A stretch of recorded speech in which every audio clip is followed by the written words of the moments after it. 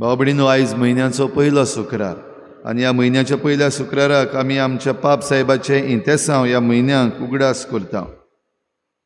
निखेरीत भाशेन ह्या म्हयन्याचें इंतेसांव हे पृथ्वी पासत, पृथ्वीच्या रोडण्या खातीर, पृथ्वीचें रोडणें आनी सैमीक अदृश्टांक सांपडलेल्यांचो आवाज दर एकल्यान काळजांत तावन आयकून आमी रावता त्या संवसाराची निगा घेवंक दर एकल्यान वावुरल्यार पुरो म्हूण आमी मागुया.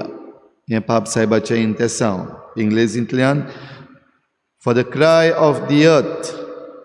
Let us pray that each of us listen with our hearts to the cry of the earth and of the victims of environmental disasters and the climate crisis, making a personal commitment to care for the world we inhabit.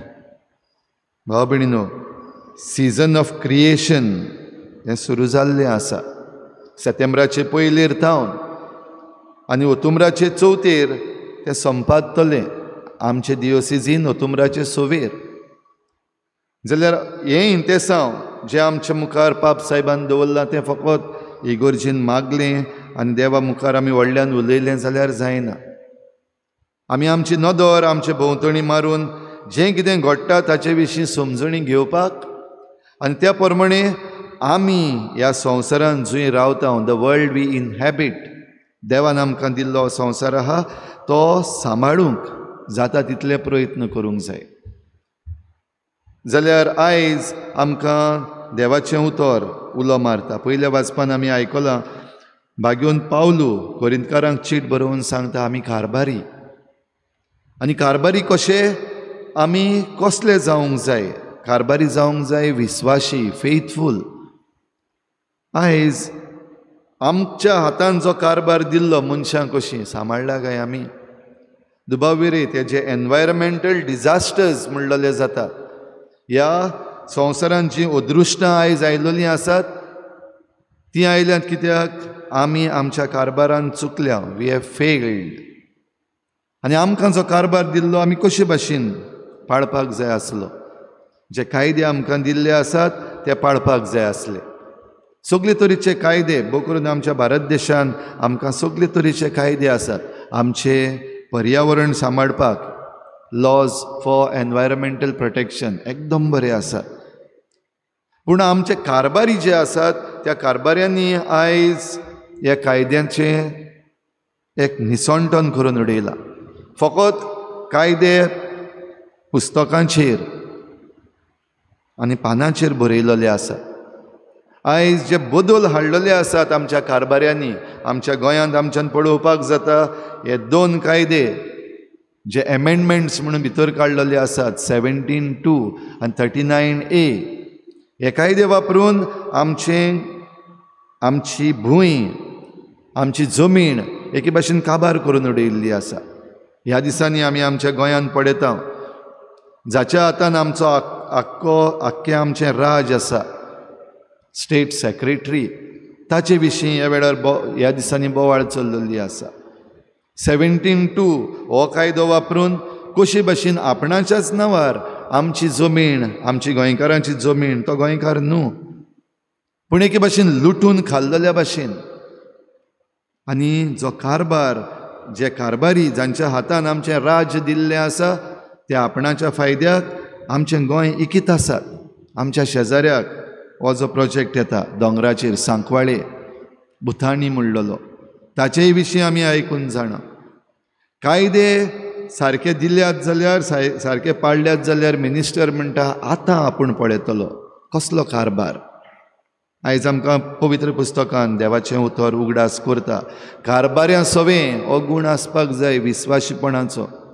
जाल्यार आमचे हे कारबारी, हे मिनिस्टर जांच्या हातीन दिल्ली आसा ही पदवी, ते अविस्वाशी जाल्यात. आनी आतां बोवाळ केल्या उपरांत, लोकांक तांकां सांगल्या उपरांत म्हणटात हांव टेस्ट करतलों, स्टडी करतलों, चॅक करतलों. भाव भयणीनो, हें सगळें चलता आसतना जेन्ना हे पृथ्वीचें रोडणें आमकां आयकूंक येता आनी हें पृथ्वीचें रोडणें आयकून थोडे जाण तरी मुखार चल्ल्यात ह्या पृथ्वीचे पूत धुवो हें रोडणें बंद करूंक आनी हे पृथ्वेक राखूंक आनी हे परी आमकांच राखूंक जेन्ना मुखार चल्लेले आसात तेन्ना वेगवेगळे तरेन आमचें मन पयस केलेलें आमकां दिसती पडटा व डिस्ट्रॅक्ट केलेलें आमकां दिसती पडटा. जशें आयचे शुभ वर्तमानान आमी आयकता हे फारिजेव आनी धर्मशास्त्री जेजूक एके भाशेन डिस्ट्रॅक्ट करतात आनी कशे भाशेन ते आयल्यात बरे भाशेन कायदे घेवन जुवांवाचे शीस तशेंच फारिजेवांचे भोवून भोवून उपास आनी मागणें करतात तुजें करिना. ही वस्त गरजेची न्हय आसली पूण ही गरजेची वस्त न्हय ताचेर आख्खें एटेन्शन घालून जेजूक आपल्या मिसावांतल्या कुशीन काडूंक सोदतात.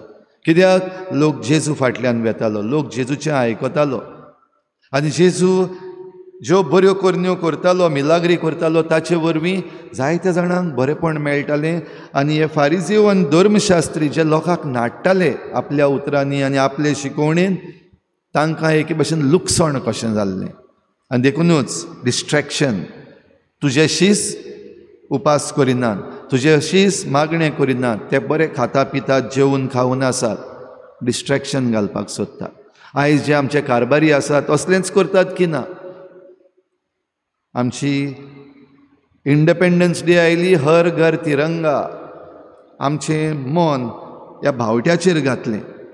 पूण हे भावट्या खाल जे मनीस जियेतात तांचीं घरां व ज्या घरांनी हर घर तिरंगा म्हणटा तेन्ना ह्या घरांनी जें कितें चल्लेलें आसा ताचेर एटेन्शन नाच. कितली बेरोजगारी आसा, कितलें बेकारपण आसा, कितले त्रास काडटात लोक बिलां भरपाक, कितली म्हारगाय वाडल्या ही घरां चलोवपाक, ताचेर एटेन्शन ना. पूण तो बावटो त्या घराचेर लावपाक जाय हाचेर एटेन्शन. डिस्ट्रॅक्शन करपाक काडल्यो रॅली, बायक्स दिल्यो भुरग्यांक तरणाट्यांक, चलोवया रस्त्या वयल्यान या, स्लोगन्स म्हणुया. डिस्ट्रॅक्शन. भाव भयणीनो, हेच भाशेन जें आदीं घडलेलें तें आतां घडटा हें आमकां दिसती पडटा. जाल्यार हे पृथ्वेचें रण्णें भाव भयणीनो जरी तर आमकां आयकूंक येना जाल्यार आमी भेरी. हे पृथ्वेचें रण्णें आयकून जरी तर आमकां भितर कांयच दूख भोगना जाल्यार आमी मेलोलीं मनशां, जिती ना आमी, वी आर डेड. आनी मेलोलीं मनशां कशीं आमच्यान कांयच करूंक जायना आनी खरेपणी आमी तेंच करता, आमी कांयच करिना. ह्या पासत आमी मेलोलीं म्हणूंक जाता. भोव थोडीं जाणां मुखार सरून कितेंय तरी करतात हे पृथ्वेच्या रण्ण्या खातीर आनी उरलेलीं मेलोलीं मनशां जीं आहा तीं फकत घडये मागणें करतात. बेश्टें पोकी मागणी, सारकी मागणी न्हय ती. फकत हात जोडले आनी देवा मुखार व्हडल्या व्हडल्यान मागणी केली काबार इतल्यान, जाल्यार ही मेलोलीं मनशां. मेलोल्या मनशांच्यान हें करूंक जाता. जीं कोण जिवी आसात तीं हे पृथ्वेचें रण्णें जें चलता, हें अदृश्ट जें आमचेर हाडलेलें आसा तातूंतली आमकां निवारूंक जितलेंय करपाचें आसा तें करूंक मुखार रावतात. तें करता आसतना घडये आमचो जीव वचूंक येता. आमी जिवी आसात तीं मेलोलीं जावंक येता. पूण असले भाशेन आमी मरत जाल्यारूय आमी सदांच जिवी उरतलीं हें आमी विसरता. जाल्यार आमचो पाप साहेब भाव भयणीनो आमकां आनीक एक पावटी उलो करता. हो रचनेचो काळ, सिजन ऑफ क्रिएशन आमकां दिल्लो आसा.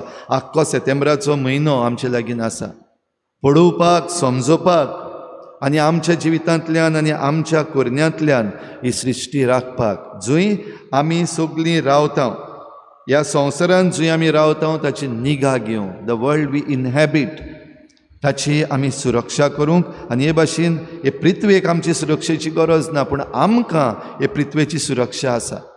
पूण जे भाशेन आमी बेजबाबदार जाल्या आमच्या कारबारान, त्या पासत हे सगळे तरेचीं अदृश्टां आमचेर जीं आयिल्लीं आसा तीं उणी करूंक आमच्यान आजून जाता.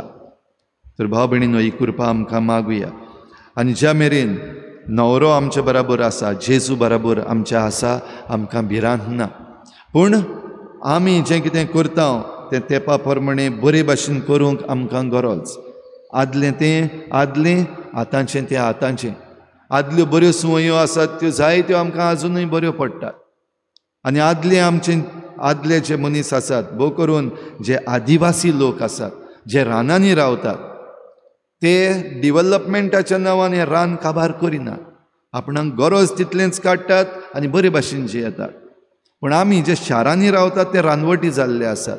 आमी आमचे गरजेक म्हूण समजून आमकां जे गरजेक न्हू आमची लग्जरी करपाक हीं झाडां पेडां सगळीं कातरून उडोवन जें आमी कितें बांदता आनी जें कितें सांबाळून दवरता ताचें फाल्यां निसणटोन जातलें हें विसरता.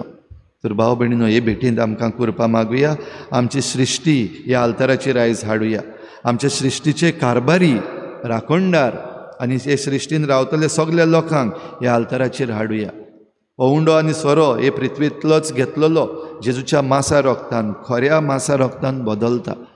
जाल्यार ताका आमच्या जिवितान घेवन आमी हे पृथ्वीचें रोडणें आयकूंक आनी हे पृथ्वीचे आमी खरें सांबाळणार जावंक आनी खरें कारभारी जावंक आमकां हे भेटेन करपा मागुया.